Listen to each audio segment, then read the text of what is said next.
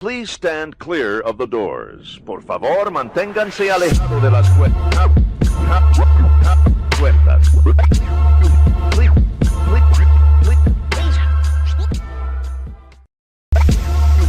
We are getting down to the very end. Welcome into episode 8 of 50 for 50. Inside the Magic's coverage of the top 50 attractions in the history of Walt Disney World. I'm your host, Bryan Perri. You know, when Animal Kingdom opened in 1998, it introduced us to an attraction that was bigger than the Magic Kingdom. The attraction is still standing today, 23 years later, and it's as great as ever. In fact, it's so good, it sits somewhere between 11 and 15 on our list. So without further delay, let's kick things off with number 15.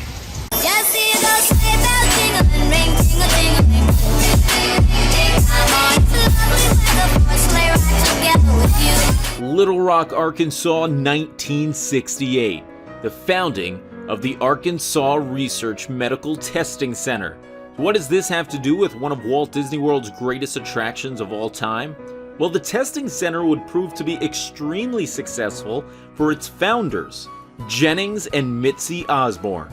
The success allowed the family to purchase multiple estates that would eventually house a Christmas display consisting of over 3 million lights. While the spectacle was extremely popular, 6 neighbors actually went on and filed lawsuits saying that the newly welcomed traffic congestion was unacceptable, and there were fears that emergency vehicles wouldn't make it down the street when needed. Legal battles followed, and in 1995, the state Supreme Court shut down the display altogether. The court case gained national attention, with multiple cities offering to host the family's display within their own downtown districts, though it was a fake downtown street that would acquire the lights. Residential Street was a portion of the backlot tram tour at MGM Studios, and when Walt Disney World acquired the Osborne Lights, they chose to install the bulbs throughout the street's fake buildings. In 2004, the lights moved to the New York Street set, now known as the Streets of America, and fake snow was added utilizing 33 snow machines. Over 10 miles of light rope was used to light up the fake New York street, and holiday tunes played throughout the festive area. For over 2 decades, the Osborne Lights danced to holiday songs at MGM/Hollywood Studios. Disney made the decision to demolish the area in 2016 to make way for Galaxy's Edge. Many fans still believe Galaxy's Edge isn't a worthy replacement to the lights and streets that once stood in the back corner of the park.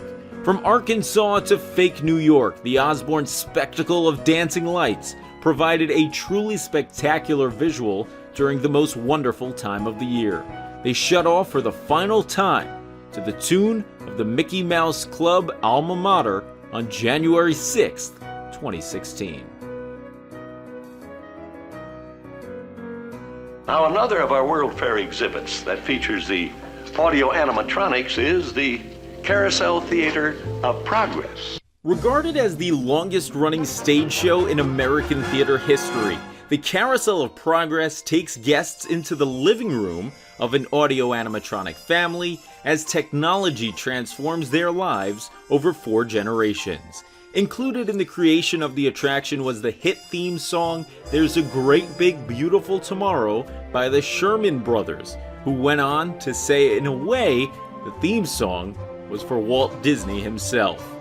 It's a Small World is perhaps the most famous attraction to originate at the 1964 World's Fair in New York, but the Carousel of Progress was perhaps the most important.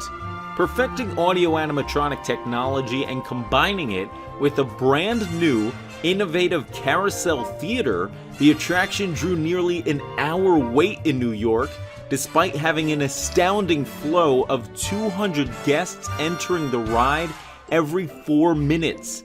After wowing audiences in the Big Apple, it made its way to Disneyland for 7 years, and finally, the Magic Kingdom in 1975. Separated into 4 acts, each section of the attraction takes us into a new decade where we learn about what's happening in the world during the family's present day. Act 1 takes place at the turn of the century and celebrates Valentine's Day with the show's narrator, the Father John, talking about current events in the early 1900s. Act 2 takes place in the 20s, Act 3 in the 40s, and Act 4, well, in present day, which means an 80-year gap today, which is pretty humorous, but when the attraction opened, present day was only 2 decades removed from Act 3. With Uncle Orville in the bath, Grandma playing video games on Christmas, and Rover wagging his tail, the Carousel of Progress is truly a legendary part of Disney park history, and an attraction that had more involvement from Walt Disney than perhaps any other. Be sure to take a legitimate spin the next time you're in the Magic Kingdom. If any of you folks are wearing hats or glasses, best remove them, because this here's the wildest ride in the wilderness! The wildest ride in the wilderness indeed. Opening in Magic Kingdom in the fall of 1980, Big Thunder Mountain Railroad takes guests on a race through a haunted gold mine aboard a speeding runaway train. The ride's roots stem from Anaheim and what stood in its place for the first 21 years of Frontierland. The mine train through nature's wonderland was a narrow-gauge railroad that made its way through different parts of western scenery at a much slower pace.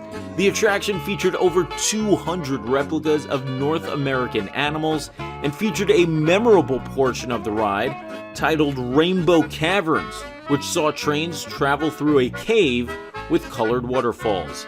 Those waterfalls were recreated for Big Thunder Mountain at the beginning of the coaster as it ventures through its own dark cave. Big Thunder's appearance stems from the famous red rocks found on the Utah-Arizona border and is made up of over 6,000 tons of steel.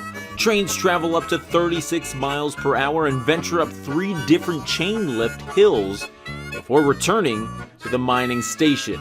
Finally, the famous voice that you hear when standing in the station is that of the late Dallas McKennon, who certainly had the face to go along with the voice of Big Thunder Mountain. Karibuni. I am Warden Wilson Mutua, and I am happy to welcome you to Harambe Wildlife Reserve. Gunshots, a high-speed chase, and criminals on the run, all part of the legendary Kilimanjaro Safaris. That's right, the original version of Animal Kingdom's beloved attraction that opened in 1998 was quite a different ride from the one we know today, but we'll get to that in a little bit. Spanning 110 acres of picturesque open plains, shady forest landscapes, and rocky wetlands, Kilimanjaro Safaris stands as the largest Disney attraction in the entire world.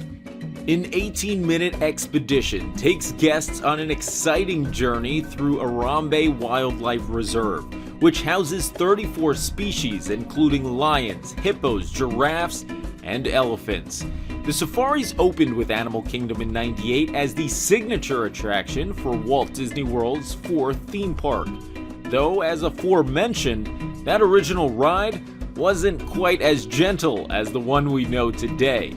The ride originally included a scripted portion where the safari truck that guests rode in, call sign Symbol 1, would be contacted by a habitat warden and told to hunt down poachers that had captured a mother elephant and her child, Big Red and Little Red.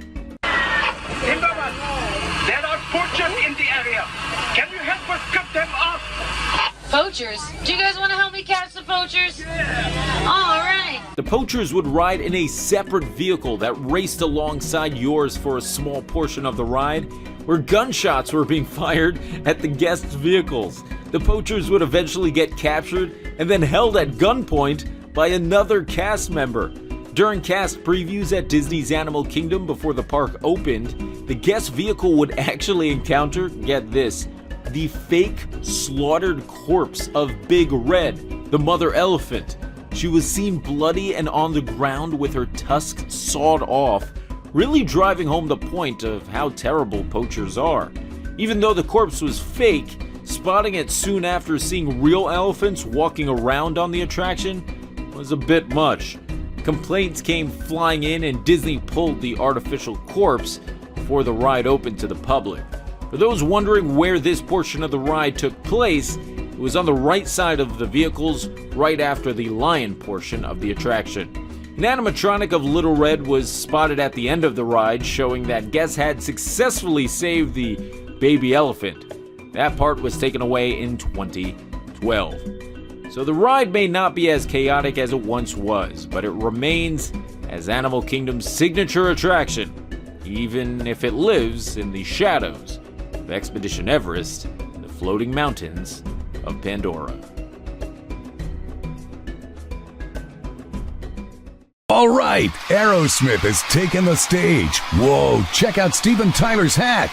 Okay, LA, crank it up, because we're getting ready to rock on this exclusive live broadcast. For MGM Studios' 10th anniversary, Rock and Roller Coaster would roll into Hollywood and take guests on a high-speed limousine roller coaster ride to an Aerosmith concert at the Forum in LA. Speaking of Aerosmith, the band wasn't Disney's original first choice for the attraction. The legendary Rolling Stones had been selected, but the company quickly gawked at their asking price. Instead, as a cheaper alternative, they looked toward Touchstone Pictures, which was owned by Disney, and their 1998 film Armageddon. The hit song I Don't Want to Miss a Thing was performed by Aerosmith for the movie. The band quickly came to an agreement to be featured on the ride. All of the band's members are featured in the coaster's pre-show, where they so kindly provide us with backstage passes for their show. We can't? Oh! Come on, you know how we feel about our fans. Yeah, that's right. Well, guys, what do you expect me to do? Send them all with you? Yeah. Hey, I like that too. Wait a minute. I love that idea. How about some backstage passes? The pre-show was modified after over a decade to censor a gesture by band leader Steven Tyler that Disney seemed to find, let's say, questionable. Once riders enter their super stretch limos, they speed through iconic Hollywood landmarks, maneuver past traffic jams, and swoop into 2 rollover loops and 1 giant corkscrew. Traveling from 0 to nearly 60 miles per hour in just 2 seconds, the coaster has been a fan favorite for over 20 years. Over 120 speakers are found in each coaster train, and each individual limo plays a different Aerosmith soundtrack. Another version of the ride opened in Paris, but recently closed to be rethemed to an Iron Man roller coaster. Rumors have circulated for a while on if Disney plans on retheming the Orlando version. Nothing has been discussed publicly, but changing this famous Walt Disney World attraction would certainly create a fair bit of controversy. For Rock and Roller Coaster truly rocks.